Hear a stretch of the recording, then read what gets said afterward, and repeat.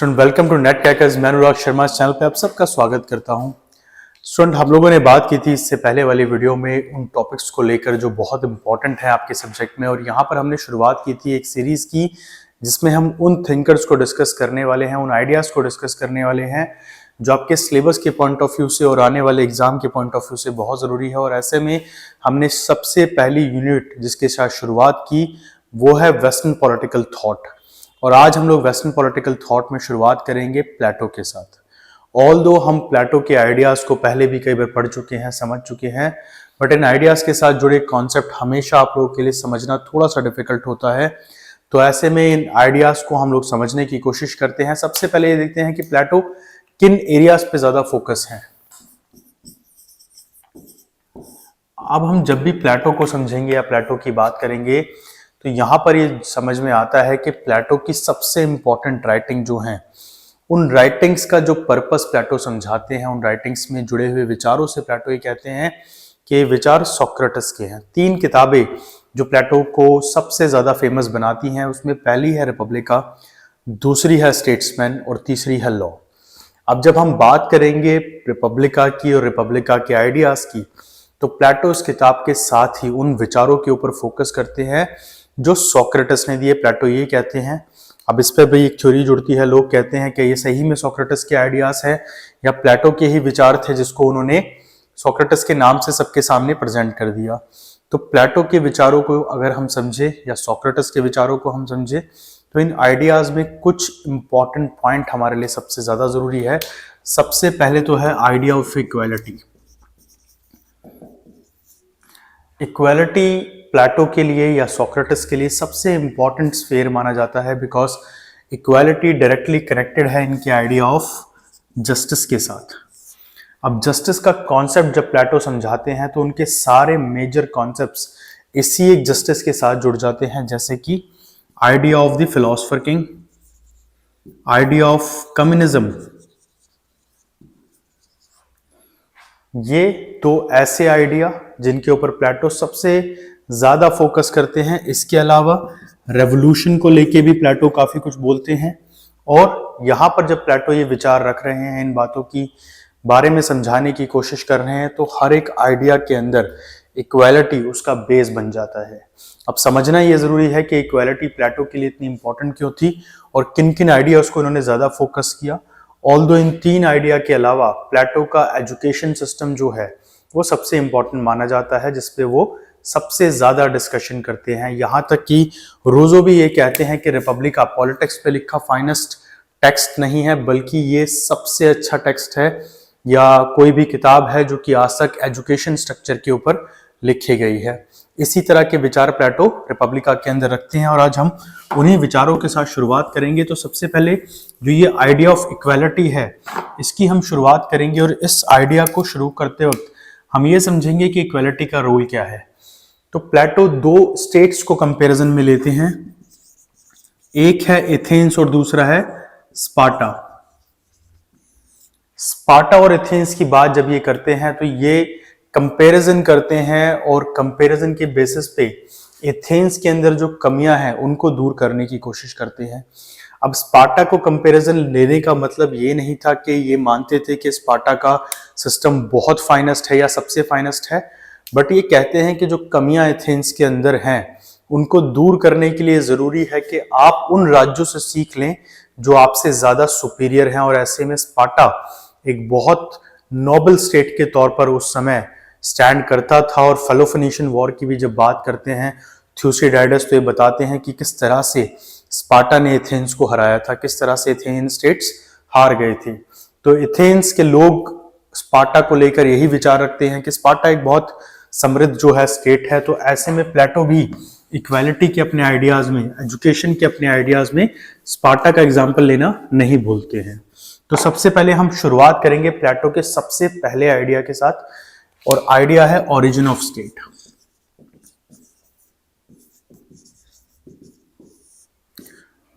Origin of state एक बहुत basic idea है, मैं बहुत डेप्थ में इसको लेके नहीं जाऊंगा, बट अगेन ऑर्गेनिक थ्योरी वाला कॉन्सेप्ट। इंडिविजुअल से बनी फैमिली, फैमिली से बनी सोसाइटी, सोसाइटी से सामने आया स्टेट। बट इस चेन में सबसे इंपॉर्टेंट क्या है, वो कहते हैं कि इंडिविजुअल की हाईएस्ट फॉर्म की तौर पर स्टेट हमारे सामने आ गया, राज्य हमारे सामने अवतरित हो गया। तो जब ये पूरी चेन कंप्लीट होती है तो स्टेट जो है it is a highest form of individual. In short ये फिलॉसफी ये बताती है कि प्लेटो ये दिखाना चाहते हैं कि भले ही राज्य आज महत्वपूर्ण है, बहुत हमारे लिए बहुत इंपॉर्टेंट है, पर आप इंडिविजुअल को उसके रोल को डिनाई नहीं कर सकते स्टेट के आगे। अब इस कॉन्सेप्ट के बाद प्लेटो का एक और बहुत इंपॉर्टेंट कॉन्सेप्ट है जिसके ऊपर हम नजर डाल लेते हैं, और एक कॉन्सेप्ट है सिटीजनशिप का। स्टेट के अंदर सिटीजनशिप कहां से आई, कैसे आई और उसका रोल क्या है। अब प्लेटो की सिटीजनशिप जब हम समझने की कोशिश करते हैं तो सिटीजनशिप को प्लेटो 3 हिस्सों में बांट देते हैं। सबसे पहला हिस्सा क्या है और सबसे इंपॉर्टेंट हिस्सा, that is a gold class, that is gold class. दूसरी है सिल्वर क्लास और तीसरी है कॉपर क्लास या एपेटाइट, इसको आप कह सकते हैं। अब इन 3 क्लासेस के ओरिजिन को प्लेटो एजुकेशन की थ्योरी में समझाएंगे, बट मैं यहाँ पे आपको एक रफ आइडिया देता हूँ कि 3 क्लासेस को प्लेटो कैसे बांट रहे हैं। गोल्ड क्लास हमारी रिप्रेजेंट करती है हमारे फिलोसफर किंग को और बाकी सारे फिलोसफर्स को। प्लेटो कहते हैं कि ये क्लास स्टेट की एक इंटेलेक्चुअल क्लास है जो स्टेट की डेवलपमेंट में सबसे ज्यादा इंपॉर्टेंट रोल या क्रूशियल रोल को प्ले करने जा रही है। दूसरी class silver class is related to the soldiers. Plato कहते हैं जब स्टेट फॉर्मेशन हुई तो ऐसे में जरूरत पड़ी कि हम ज्यादा से ज्यादा लैंड को एक्वायर करें और स्टेट की टेरिटरीज की प्रोटेक्शन करें, तो ऐसे में जो दूसरी क्लास सिल्वर क्लास हमारे सामने आई, सोल्जर्स की क्लास हमारे सामने आई। अब तीसरी क्लास में बाकी सारी की सारी कैटेगरीज जो हैं, चाहे मार्चेंट्स हैं, आर्टिशंस हैं, फार्मर्स हैं, क्राफ्टमैन हैं, लेबर हैं, वो सब इस क्लास का हिस्सा बन गए और ये क्लास कहलाई कॉपर क्लास, या आप कई जगह पर पढ़ेंगे एपेटाइट क्लास, भूख से जुड़ी हुई, ठीक है, एक तरह से जो अपना गुजर बसर कर रहे हैं वो क्लास। और ऐसे में इन 2 क्लासेस को, गोल्ड एंड सिल्वर को, ये गार्जियन क्लास का नाम देते हैं। क्या? गार्जियन क्लास, संरक्षक वर्ग, ठीक है, वो जो राज्य के लिए सबसे महत्वपूर्ण एक वर्ग है वो है गोल्ड और सिल्वर क्लास। तो इस तरह से प्लेटो अपनी सिटीजनशिप को यहां रखते हैं और एक कोट भी बोलते हैं, कहते हैं good person is a good citizen. अब क्वेश्चन ये उठता है कि गुड पर्सन से प्लेटो का मतलब क्या है। तो प्लेटो अपने स्टेट के अंदर सबसे इंपॉर्टेंट जो मानते हैं वो ड्यूटी को मानते हैं। वो कहते हैं कि व्यक्ति की ड्यूटी सबसे इंपॉर्टेंट है और उसकी ड्यूटी के बेसिस पे ही उसका कैरेक्टर या वो इंसान कैसा है जज किया जा सकता है। कि अगर आप अपनी ड्यूटी को अच्छे से करते हैं तो that means you're a good person. तो कहते हैं good person is a good citizen, एक अच्छा व्यक्ति एक अच्छा नागरिक हो सकता है। तो इसी तरह से सिटीजनशिप की बात करके जाते हैं, 3 क्लासेस को बांट के जाते हैं। अब इसके बाद आएगा प्लेटो का आइडिया ऑफ एजुकेशन।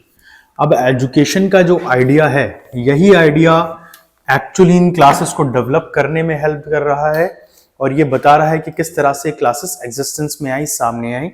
तो हम एजुकेशन की जब बात करते हैं तो इन आइडियाज के अंदर, एजुकेशन के आइडियाज के अंदर ही हम ये समझेंगे कि इन क्लासेस का ओरिजिन है किस तरह से ये क्लासेस बनती हैं। तो प्लेटो एजुकेशन की जब बात करते हैं तो इक्वालिटी को कंसीडर करते हुए सबसे पहले बोलते हैं कि मेन एंड वुमेन दोनों के लिए एजुकेशन इक्वल होनी चाहिए। अब ये एक बहुत इंपॉर्टेंट कॉन्सेप्ट है क्योंकि जब इन्होंने एजुकेशन का आइडिया दिया तो यहां सबसे ज्यादा कंपैरिजन हुई स्पार्टा के साथ। ये कहते हैं कि स्पार्टा के अंदर वुमेन और मैन दोनों के लिए ही इक्वल एजुकेशन है, यहां तक मिलिट्री ट्रेनिंग भी दोनों को दी जाती है। स्पार्टन्स ये मानते थे कि जो वुमेन्स हैं, जब मेल जाते हैं लड़ाई करने के लिए, युद्ध करने के लिए, तो राज्य के सभी मर्द युद्ध में चले जाते हैं और ऐसे में औरतें और बच्चे स्टेट में बचते हैं। और अगर वो अपनी रक्षा खुद ना कर पाए तो वो सही नहीं होगा। ऐसे में वो वुमेन्स को भी बहुत हाई क्लास एजुकेशन देते हैं, यहां तक कि मिलिट्री ट्रेनिंग में भी बहुत एडवांस बनाते हैं। एक मूवी आई थी 300 करके जो कि स्पार्टन्स के ऊपर पिक्चराइज थी पूरी की पूरी, और उस मूवी को भी अगर देखेंगे तो आपको उसके कई सीन में दिखेगा कि man and womens they are participating equally in military exercises. तो ये स्पार्टा का एजुकेशन सिस्टम जो है उधर से बोरो करते हैं। वहीं एथेनियन सिस्टम के साथ कुछ प्रॉब्लम्स को ये समझाते हैं। सबसे पहली बात तो एथेनियन सिस्टम में ये सबसे बड़ी जो कमी मानते हैं वो ये मानते हैं कि एथेनियन सिस्टम जो है वो एक बहुत ओल्ड जो तरीका है उसको फॉलो करता है, और ऐसे में ये एक टर्म को बार बार इस्तेमाल करेंगे और वो टर्म है सोफिस्ट। सोफिस्ट है क्या? बेसिकली सोफिस्ट एक ऐसी टर्म है जो कि रिलेटेड है उन टीचर्स से जो कि एथेंस के टीचर्स माने जाते हैं। ये वो लोग हैं जो अलग अलग वर्ग से आए हैं और ये प्राइवेट टीचिंग को होल्ड करते हैं। आज के समय में आप जब एजुकेशन लेते हैं तो कोई भी चीज़ अगर आप पढ़ रहे हैं तो वो नेशनलाइज है या स्टेट एजुकेशन सिस्टम के अंडर आती है, बट वहाँ पर ऐसा नहीं था। ऐसे में ये कहते हैं सोफिस्ट अपने हिसाब से डिलीवर करते हैं एजुकेशन को, तो इनके हिस्टोरिकल पर्सपेक्टिव भी अलग होते हैं, ये खुद की अंडरस्टैंडिंग के बेसिस पे चीज़ों को समझाते हैं, और इनकी टीचिंग कहीं ना कहीं इंसान के अंदर सेल्फिशनेस ज़्यादा भर देती है और पैट्रियोटिज्म, देशभक्ति कम हो जाती है। ये भी कहते हैं कि सोफिस्ट जो हैं वो बहुत करप्ट हो चुके हैं और सिर्फ रईसों के बच्चों को ही एजुकेशन मिलती है, जो एलीट वर्ग है। तो जो मिडिल क्लास है या लोअर मिडिल क्लास जिसको आप कहते हैं, लेबर वर्ग जो है, वो एजुकेशन से पूरी तरह वंचित रह जाते हैं। और एलीट में भी सिर्फ मेल्स को एजुकेशन लेने का राइट दिया गया है। तो ऐसे में सोफिज्म की ये बुराइयां करते हैं। हाँ, उसके कुछ पॉजिटिव एस्पेक्ट्स को भी ये फोकस करेंगे, बट इनका पर्पस सोफिज्म को हटाना नहीं था, इनका पर्पस उस एजुकेशन सिस्टम को ठीक करना था। तो नेशनलाइज एजुकेशन हो, मेन एंड वुमेन दोनों को इक्वल अपॉर्चुनिटी मिले, इस तरह की बातें ये एजुकेशन में करके जाते हैं। साथ ही different level of education and test eliminations को भी ये कंडक्ट करते हैं। तो यहाँ पर प्लेटो की जो एजुकेशन स्कीम है उसको समझ लेते हैं। सबसे पहले तो जो फर्स्ट स्टेज प्लेटो बताते हैं, डिस्क्राइब करते हैं फर्स्ट स्टेज को, इस स्टेज के अंदर वो कहते हैं कि ये अप टू 6 ईयर की एज तक है, जहां पर पेरेंट्स बच्चे को मॉरल वैल्यूज, रिलीजन के बारे में जो वैल्यूज हैं वो सिखाते हैं, सही गलत क्या है बेसिकली ये सब सिखाते हैं, बेसिक एटिकेट्स के ऊपर ज़्यादा फोकस करते हैं ताकि आने वाले भविष्य में बच्चा एक अच्छे नागरिक के तौर पर उभर सके, समाज में स्थापित हो सके। फिर सेकंड स्टेज जो प्लेटो मानते हैं, यहाँ पर 6 to 18 ईयर्स की एज तक की एजुकेशन कंटिन्यू रहती है, सभी के लिए कॉमन, जिसमें म्यूजिक और जिम्नास्टिक के ऊपर फोकस दिया जाता है। अब क्वेश्चन ये आता है कि प्लेटो म्यूजिक को इतना सपोर्ट क्यों करते हैं, ऑल्दो प्लेटो मैथमेटिक्स को भी इंपॉर्टेंट एजुकेशन के तौर पर देखते हैं। तो वो कहते हैं जिम्नास्टिक आपको फिजिकली फिट बनाएगा और म्यूजिक आपके अंदर सोल जो है उसको प्योरीफाई करने का काम करता है, आपको एक वाइज इंसान के तौर पर, एक सोशली डेवलप्ड ह्यूमन के तौर पर आगे बढ़ने में मदद करता है। वहीं मैथमेटिक्स आपकी मेंटल एबिलिटीज को इंक्रीज करता है, तो बेसिक न्यूमरेसी के ऊपर फोकस करते हैं। इसके बाद सेकंड के बाद थर्ड स्टेज जो आती है वो स्टेज आती है 13 to 20 की एज, जिसमें जिम्नास्टिक की जो ट्रेनिंग है वो नेक्स्ट लेवल थोड़ा टफ हो जाती है। अब यहां से हम देखें तो 6 साल का गैप आ गया है, 6 ईयर to 18 ये एजुकेशन चलनी है, बट यहाँ पर with in this he 13 to 20 का एक नया ग्रुप आ जाता है, जिसमें जो बच्चे फिजिकली बहुत फिट हैं, हेल्दी हैं, उनको जिम्नास्टिक की higher training plus military training दी जाती है। और इस एक स्टेज के बाद प्लेटो का फर्स्ट एलिमिनेशन राउंड आता है, जो कि फर्स्ट एलिमिनेशन या फर्स्ट टेस्ट के नाम से जाना जाता है।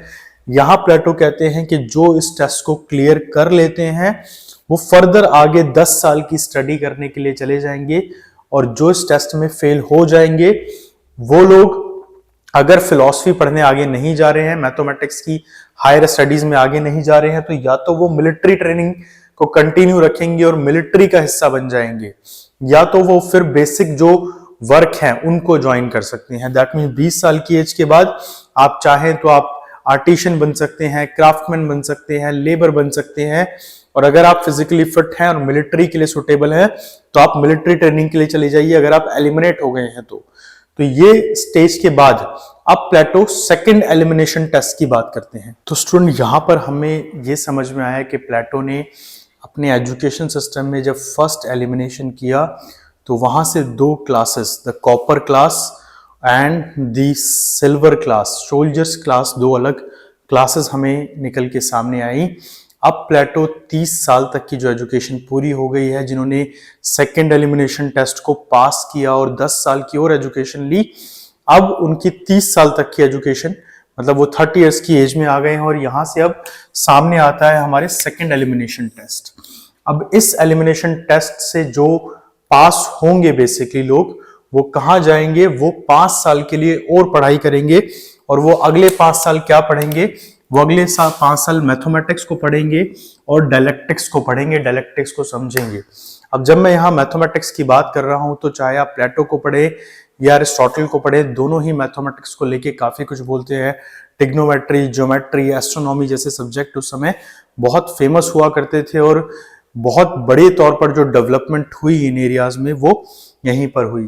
तो मैथमेटिक्स के ऊपर फोकस कराते हैं और साथ ही डायलेक्टिक्स की नॉलेज के लिए भी कहते हैं कि इसमें एक बड़ा योगदान देंगे। अब क्वेश्चन ये आता है कि ये लोग कहाँ गए जो 10 साल की पढ़ाई करके गए बट यहाँ एलिमिनेट हुए। तो ये लोग अलग अलग फंक्शंस को ज्वाइन कर लेंगे सोसाइटी के। इन शॉर्ट ये भी अब कॉपर क्लास के अंदर ही मिल जाएंगे। अब इस एक एलिमिनेशन के बाद, इस 5 साल के जब पढ़ाई पूरी हो चुकी है, तो अब इनको क्या ड्यूटी असाइन होगी। अब 35 साल की एज में, at the age of 35 years, इनको अगले 15 साल के लिए अलग अलग जगह पर पब्लिक ऑर्डर के अंदर स्टैब्लिश करा दिया जाएगा। दैट मीन्स अब ये समाज के अंदर रह के समाज की सेवा करेंगे, प्रैक्टिकल लाइफ को ज्वाइन करेंगे और उसी के साथ साथ, आप जिसको पब्लिक ऑफिस कहते हैं, ये एक्सपीरियंस को धीरे धीरे गेन करेंगे। और इन 15 सालों के बाद फाइनली ये क्या कहलाएंगे, ये कहलाएंगे फिलोसफर्स। जी हां, अब यहां से ये सब इक्वलाइज हो जाते हैं, उस एलिजिबिलिटी को कंप्लीट कर लेते हैं, जिसके बाद इनमें से कोई एक कल को जाके राजा बनेगा। प्लेटो क्लियरली मेंशन करते हैं कि education is a life long process, वो कभी खत्म नहीं होता। तो 35 प्लस 15, अब ये आ चुके हैं 50 साल की एज में। इसके बाद ये अपनी आगे की लाइफ डिवोट कर देंगे सोसाइटी को, डायलेक्टिक्स पढ़ेंगे। साथ ही प्लेटो ये कहते हैं कि इसमें से कुछ लोग गॉड के बारे में जानेंगे, उन एरियाज में रिसर्च करेंगे, स्पिरिचुअलिटी को एक्सपीरियंस करेंगे। कुछ लोग सोसाइटी के अंदर, सोसाइटी की सेवा में पूरी तरह से सम्मिलित हो जाएंगे। और फिर इन्हीं में से कोई एक फाइनली जाके फिलोसफर किंग की पदवी एक्वायर करेगा। तो इस तरह से प्लेटो का जो एजुकेशन सिस्टम है वो इस स्टेज पे आके अपनी सबसे इंपॉर्टेंट क्लास, गोल्ड क्लास को पैदा करता है। और यहीं से स्टार्ट होती है शुरुआत, जहां पर सारे के सारे लोग ही जो भी इस एजुकेशन सिस्टम से आए वो इक्वलाइज हो जाते हैं, फिलोसफर कहलाते हैं। और अभी इन फिलोसफर में से एक किंग बनेगा। तो स्टूडेंट, ये था आज प्लेटो का idea on the education system. हाँ, पर हमने एक थ्योरी को डिस्कस नहीं करा, theory of cave and shadow. ठीक है, तो theory of cave and shadow को भी हम लोग आने वाली वीडियोस में डिस्कस करेंगे, क्या है एलिगरी ऑफ केव। इसी के साथ साथ नेक्स्ट वीडियो में हम लोग प्लेटो के किंग को डिस्कस करेंगे, कम्युनिज्म ऑफ वाइफ क्या है उसको डिस्कस करेंगे। साथ ही प्लेटो जब जस्टिस को समझाते हैं तो किन थिंकर्स के बारे में बात करते हैं, सोक्रेटिस के डायलॉग्स किन थिंकर्स के साथ हुए, उन सबको भी हम लोग यहाँ पर डिस्कस करेंगे। आप चैनल के साथ जुड़े रहिए। कमेंट बॉक्स में ये जरूर बताइए कि किन एरियाज में आपको सबसे ज्यादा प्रॉब्लम फेस करनी होती है। साथ ही हम लोग क्वेश्चंस भी शेयर करेंगे आप लोगों के साथ जो पिछले 10 सालों में पूछे गए हैं। Thank you students.